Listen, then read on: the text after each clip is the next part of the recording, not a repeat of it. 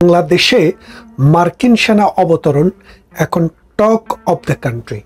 কিন্তু দুঃখজনক বিষয় হচ্ছে বাংলাদেশের কোনো রেডিও, টেলিভিশন, কোনো পত্রিকা এই নিউজটি ফলাও করে প্রচার করতে পারছে না।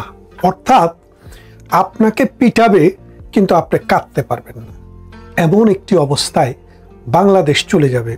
আমার মনে হয় যে তরুণ প্রজন্ম আশা নিয়ে আন্দোলন করেছিল শেখ হাসিনা সরকারের বিরুদ্ধে, তারাও এটি চায়নি। যে জনগণ রাস্তায় গিয়ে দাঁড়িয়েছিল সরকার পরিবর্তন হোক সেই কথা চিন্তা ভাবনা করে, অথবা কোটা পরিবর্তন হোক সেই কথা চিন্তা ভাবনা করে, তারাও কিন্তু আজকের দিনটি কল্পনা করেনি। কথা বাড়াতে চাই না সেদিকে। আপনারা জানেন গত 3 দিন থেকে বাংলাদেশে মার্কিন সেনাদের অবস্থান, মার্কিন সেনারা সুপার হারকিউলিক্স নামে একটি সেনাবাহিনী এবং অস্ত্র বহনকারী যুদ্ধ বিমান নিয়ে বাংলাদেশে অবতরণ করেছে। কক্সবাজারে তাদের জন্য হোটেল খালি করে দেওয়া হয়েছে, 5 স্টার হোটেল। কেউ বলছে 90 জন, কেউ বলছে 120 জন, কেউ বলছে তারও বেশি। আমরা সঠিক সংখ্যা কোনোদিনও জানতে পারবো না, শুধুমাত্র তাদের উপস্থিতি দেখে আপনারা যেটুকু বুঝতে পারেন। বাংলাদেশ কিন্তু কোনো যুদ্ধ অবস্থাতে নেই। বাংলাদেশ ভারত, পাকিস্তান, নেপাল, ভুটান কারো সাথেই কিন্তু যুদ্ধ করছে না।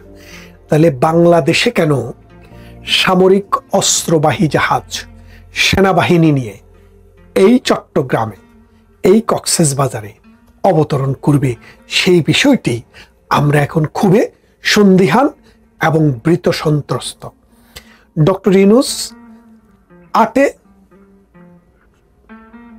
অগাস্ট 2024 ক্ষমতা এসছেন, কিন্তু শেখ হাসিনার সরকার কিন্তু 5 আগস্টেই চলে গেছে। তাহলে 5 থেকে 8 এই যে 3টা দিন, এই 3 দিন ডক্টর ইউনূস কি করেছিলেন? ডক্টর ইউনূস এই 3 দিন আমেরিকার সাথে চুক্তিগুলো কমপ্লিট করছিলেন, যে আমার বাবারা আনি বসাচ্ছে, আমার বাবাদেরকে আমি কি দেব। আপনি যদি শেখ হাসিনার পুরনো বক্তৃতায় ফিরে যান, দেখবেন তিনি বলেছেন যে আমার কাছে একটি ঘাঁটি, সামরিক ঘাঁটি চাই, আমার কাছে সেন্ট মার্টিন দ্বীপ চাই, বাংলাদেশে একটা বেইট চাই, এটা যদি দিতে পারি আমি ক্ষমতায় থাকতে কোনো অসুবিধা নেই। আর এটা যদি না দেই তাহলে আমাকে ক্ষমতার থেকে সরানোর জন্য ভাড়াটিয়া দালাল ঠিক করতেছে, আর এই দালালটা হচ্ছে ডক্টর ইউনূস। বাংলাদেশের মানুষ তাকে নোবেল লরিয়েট হিসেবে চিনতেন। এখন কিন্তু আপনারা আস্তে আস্তে তাকে যে দালাল, তিনি যে দালাল সেটাও চিনতে শুরু করেছেন।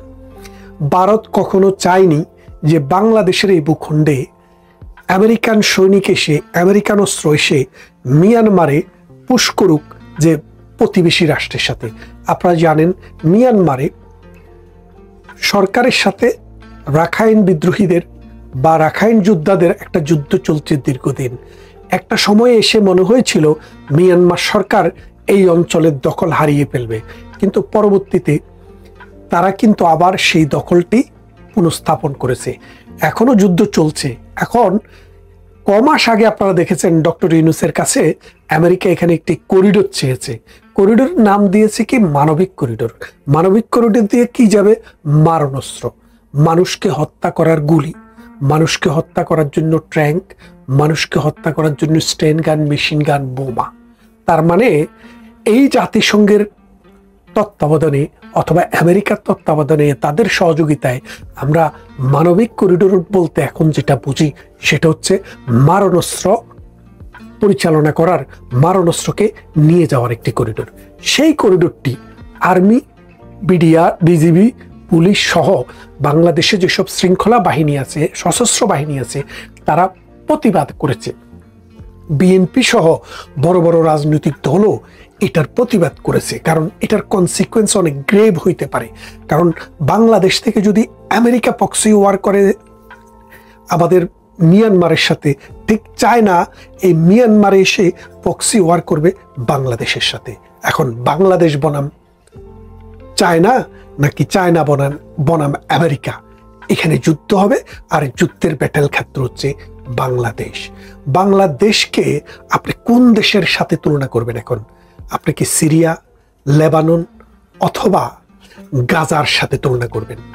ডক্টর ইউনূস কিন্তু বলেছিলেন যে বাংলাদেশের অবস্থা গাজার মতো। আসলে তখন গাজার মতো ছিল না। তিনি এখন নতুন গাজার সন্ধানে এই আমেরিকাকে দাওয়াত দিয়ে এনে আমার দেশে মারণাস্ত্র সহ আমেরিকার সেনাবাহিনী 1971 সালে স্বাধীনতা হওয়ার গত 53 বছরে আমরা কখনো আমেরিকার সেনাবাহিনীকে আমাদের ভূখণ্ড ব্যবহার করে অন্য কোনো দেশে হামলা, অন্য কোনো দেশে অস্ত্র পরিচালনা আমরা করতে দেয়নি। আমেরিকার সেনাবাহিনী এর আগেও বিভিন্ন সময়ে আমাদের দেশে এসছে ছোটখাটো মহড়া দিতে, 10 জন 5 জন সামরিক না বেসামরিক বিমানে করে তারা এই দেশে এসে চট্টগ্রামে বা বাংলাদেশের বিভিন্ন অঞ্চলে গিয়েছে। কিন্তু এখন তারা মামার বাড়িতে নিজেদের পরিবহন নিয়ে, অস্ত্রশস্ত্র নিয়ে তারা এসে হাজির। এখন বাংলাদেশ প্রতিবেশী রাষ্ট্র, যার 3 দিক দিয়ে আমাদেরকে যারা ঘিরে রেখেছে, তাদের সাথে আমাদের কোনো আলোচনা হয়নি। তারা জানে না কি হচ্ছে, অথচ তাদের ভূমি থেকে আমাদের ভূমির দূরত্ব কয়েক হাত।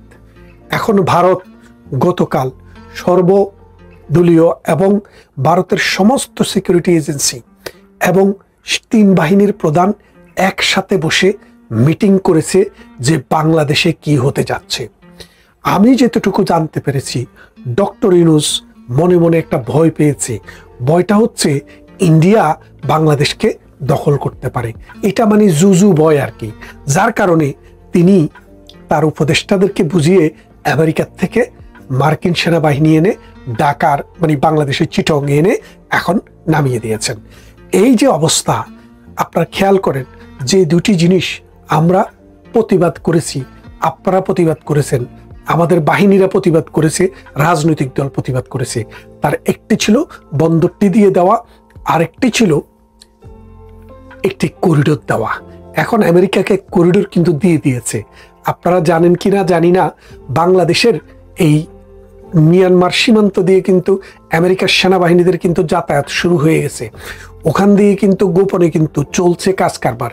এবং আমাদের সেন্ট মার্টিন 1 বছর হয়ে গেল প্রায়, এটাতে মানুষের যাতায়াত বন্ধ। এখন ওখানে কারা আছে, ওখানে কি আছে, আপনারা একটু খোঁজ খবর নিয়ে দেখেন যে আমেরিকান সেনাবাহিনীর ওখানে ইউনিট হয়ে গেছে।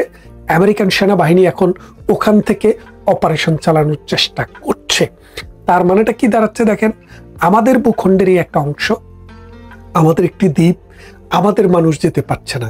এবং আমরা শুনেছি সেখানে যে স্থানীয় বাসিন্দা আছে তাদেরকে নানাভাবে প্রলোভন দেওয়া হচ্ছে যে তোমরা এখান থেকে চলে যাও, তোমাদেরকে অমুক দেশে তমুক দেশে পাঠিয়ে দেওয়া হবে, অমুক জায়গায় বাড়ি করে দেওয়া হবে, তমুক জায়গায় বাড়ি করে দেওয়া হবে।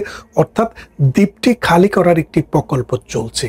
এই দ্বীপকে কেন্দ্র করে ভবিষ্যতে কি হতে যাচ্ছে আপনারা দেখবেন। এখন আমরা শুধু বলে যাচ্ছি, আপনারা বিশ্বাস করছেন না।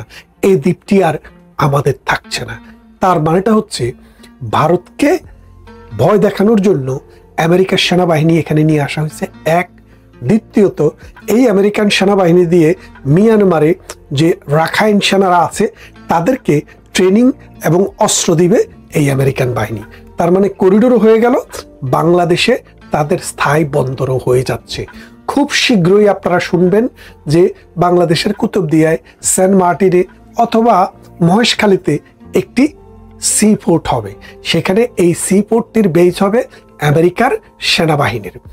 সাম্প্রতিক সময় আপনারা জানেন এই যে মিডল ইস্টে সবচাইতে বড় সামরিক ঘাঁটি হচ্ছে উপসাগরে, যেটা কাতার বেসড, অর্থাৎ কাতারের সাথে আমেরিকার সবচাইতে বড় সামরিক ঘাঁটি।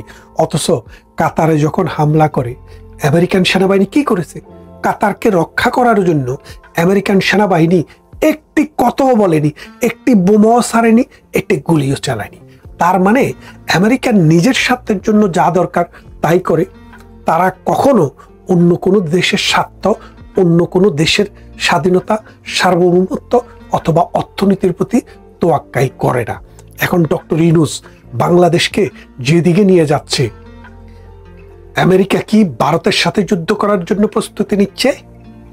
আমি মনে করি যদি আমেরিকা ভারতের সাথে যুদ্ধ করার প্রস্তুতি নিয়ে বাংলাদেশের ভূমিকে ব্যবহার করে, মিয়ানমারের সাথে যুদ্ধ করার প্রস্তুতি নিয়ে এই বাংলাদেশের ভূমিকে ব্যবহার করে, তাহলে এটা ভিয়েতনামের মতো রক্তক্ষয়ী ওয়ার হবে, যুগের পর যুগ। প্রজন্মের পর প্রজন্ম আমার বাঙালি ছেলেমেয়েরা শুধু যুদ্ধ দেখবে, শুধু অস্ত্র ঝনঝনানি শুনবে, শুধু রক্ত দেখবে, হোলি খেলা দেখবে, স্বাধীনতা দেখবে না, দেশের উন্নয়ন দেখবে না, তার ভবিষ্যৎ দেখবে না। ডক্টর ইউনূসকে আপনারা খাল কেটে যে কুমির নিয়ে এসছেন, এই কুমির আপনাদের সন্তানদেরকে খাবে, তাদের ভবিষ্যৎ খাবে, আপনাদের ভূখণ্ড খাবে, আপনাদের অর্থনীতি খাবে, পরবর্তীতে আপনাদেরকেও গিলে ফেলবে।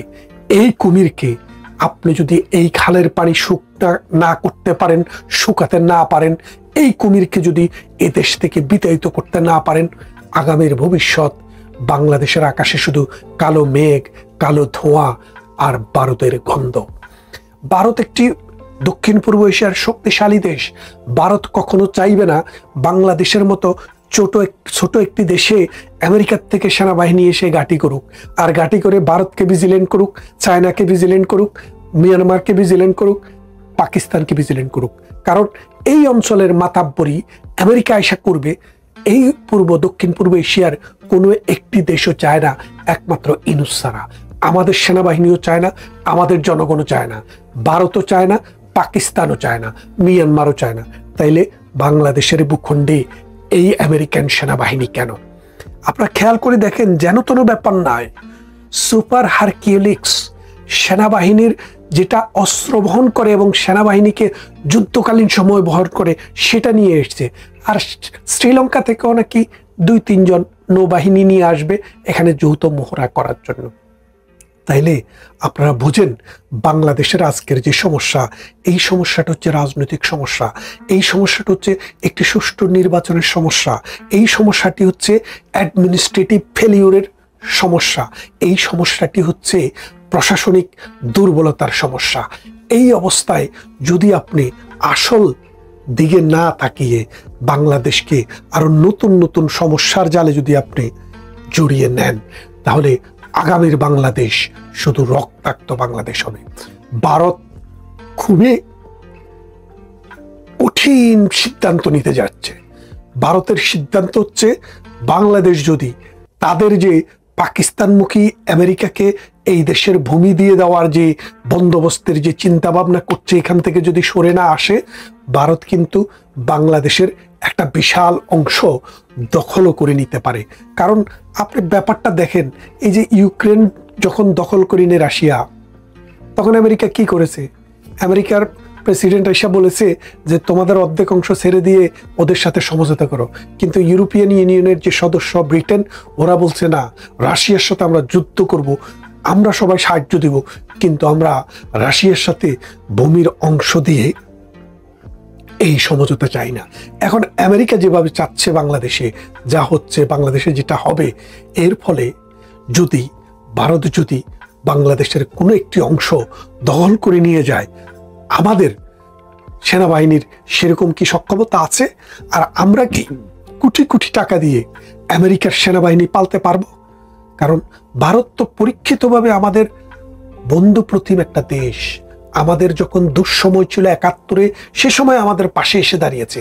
আজকে আপনি ভারতকে বৃদ্ধাঙ্গুলি দেখানোর চেষ্টা করছেন, আমেরিকার দালালদেরকে ডেকে এনে, বেনিয়াদেরকে ডেকে এনে। এর ফল ভালো হবে না।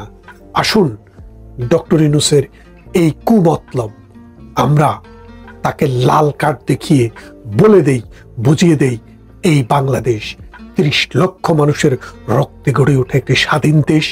এ দেশে এই দালালি আর বেশি দিন চলবে না।